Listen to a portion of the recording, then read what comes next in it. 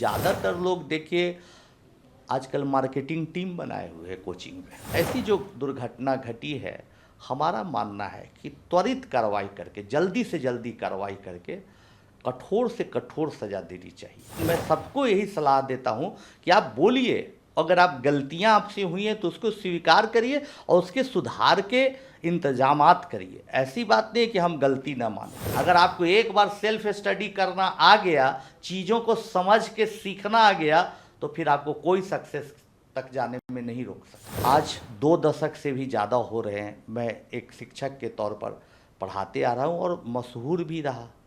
2008 में जब discovery channel मेरे जीवन पर फिल्म बनाई, कई बार टाइम मैगजीन ने दी बेस्ट ऑफ एशिया 2010 में किया। उस जमाने से आज तक फिल्म रिलीज हुई और बहुत सारी उपलब्धियां की। हमारे बच्चे पढ़ के बाहर गए, बड़े बड़े जगह पर, बड़े बड़े देश में, यहाँ भी IAS IPS बने, बड़े बड़े जगहों पर भी बड़े बड़े पोजीशन पर गए।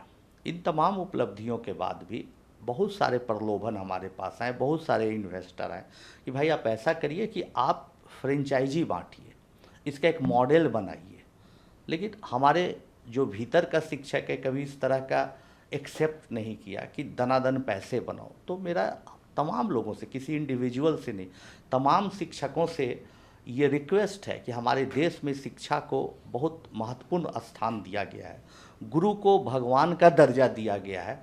अतः इसको व्यवसाय न बनाएं, बल्कि बच्चों को केंद्र में रखकर बच्चों के हित की बात को सोचते हुए पढ़ाने का सिलसिला जारी रखें। आनंद सर, फीस को लेकर भी बहुत सारे सवाल उठ रहे हैं। यूपीएससी कोचिंग की फ़ीस को लेकर जो 2 से ढाई लाख होती है, उसके बाद पीजी का पैसा होता है, रहने का पैसा होता है, खाने का पैसा होता है। एक गरीब परिवार से आया हुआ साधारण सा इंसान इसको अफोर्ड नहीं कर सकता है।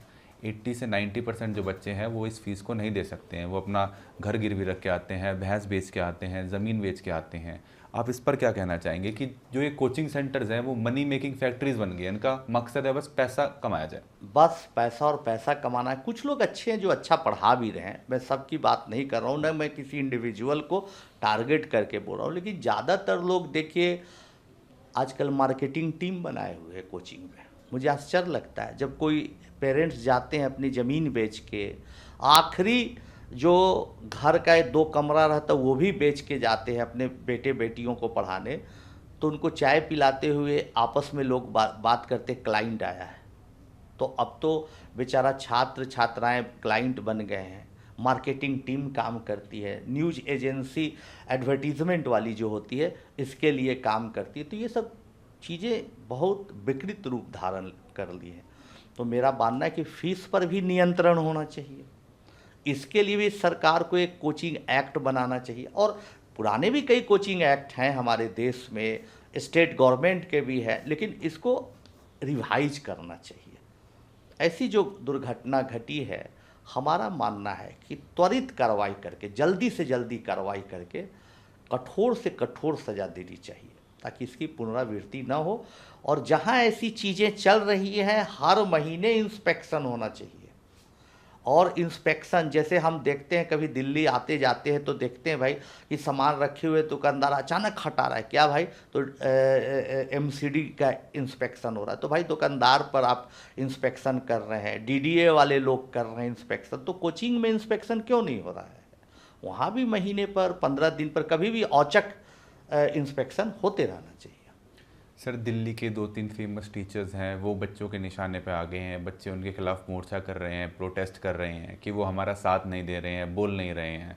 आपको क्या लगता है कि जो फेमस टीचर्स हैं, जो यूपीएससी के टीचर्स हैं, उनको पहले ही इस जो विवाद हुआ पूरा यूपीएससी में 3 बच्चों की जाने की, उससे पहले ही उन्हें सेफ्टी को लेके बोलना चाहिए था?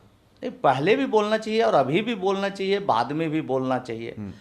बतौर शिक्षक जब आपने मुझे आमंत्रित किया बोलने के लिए, तो मेरा धर्म बनता है कि बोला जाए, लोगों से रिक्वेस्ट किया जाए।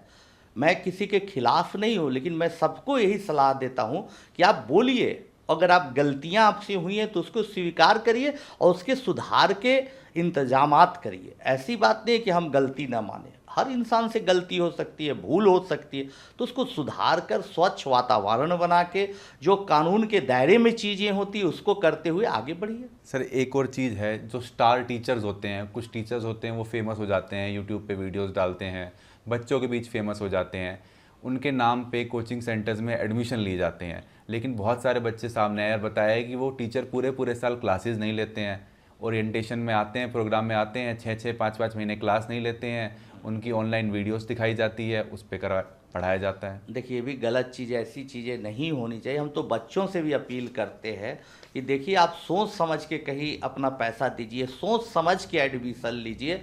और कोई ज़रूरी नहीं है कि जो टीचर चाहे आनंद कुमार हो या कोई भी हो,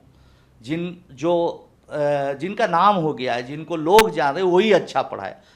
अच्छे शिक्षक तो कहाँ छिपे मिलेंगे पता नहीं, तो आप नाम पर नहीं जाइए, कौन कितना किसका रिजल्ट इस पर भी नहीं जाइए, किसका कंटेंट ताकतवर है, किस टीचर को समझाने की कलाकारी है, किससे आप कनेक्ट कर पाते हैं। ऐसे छोटी छोटी जगहों पर भी बहुत अच्छे अच्छे पढ़े और विद्वान टीचर है, तो उनको सेलेक्ट करिए। कोई ज़रूरी नहीं है कि नामी जहाँ बनिया है वैसी दुकान पर आप भाग रहे हैं।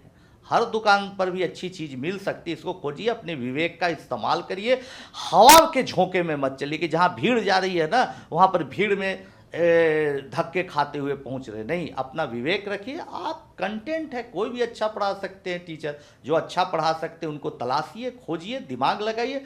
और हम तो कहेंगे कि सेल्फ स्टडी पर सबसे ज़्यादा यकीन रखिए। अगर आपको एक बार सेल्फ स्टडी करना आ गया, चीज़ों को समझ के सीखना आ गया, तो फिर आपको कोई सक्सेस तक जाने में नहीं रोक सकता।